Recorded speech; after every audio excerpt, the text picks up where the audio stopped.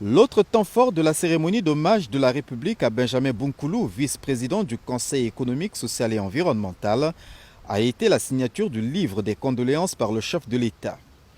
Denis Sassou Nguesso l'a rencontré à Mbunda, où ils ont, avec ceux de leur génération, poursuivi leur scolarité. Selon le président de la République, Benjamin Bunkoulou était le plus rigoureux et le plus studieux, comme l'exprime ici le ministre d'État, directeur du cabinet du chef de l'État, Florent Tsiba. Condisciple à Mbunda, 4 années durant, logés parfois dans les mêmes chambrées, nous avons cheminé avec Benjamin Bunkoulou au rythme d'une vie de jeunesse portée par la soif de connaissance pour aller à la rencontre du monde.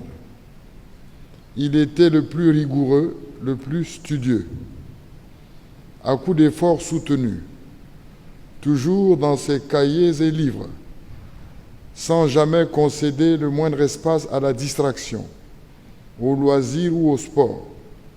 Benjamin Bunkoulou s'est bâti une grande rigueur qui l'a élevé dans le cercle restreint des meilleurs et plus tard dans celui des dirigeants politiques pétris dans le moule de l'abnégation et du dévouement. Repose en paix.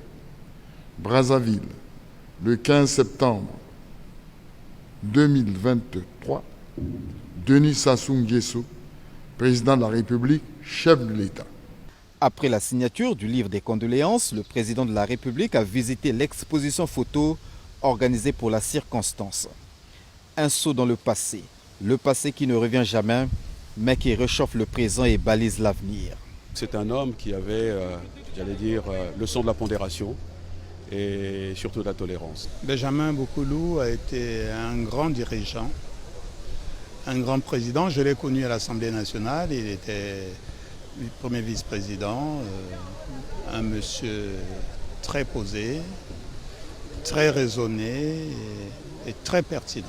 C'est au cimetière du centre-ville que Benjamin Bunkoulou a été inhumé en présence du président de la République, le prince, comme il l'appelait depuis Mbunda.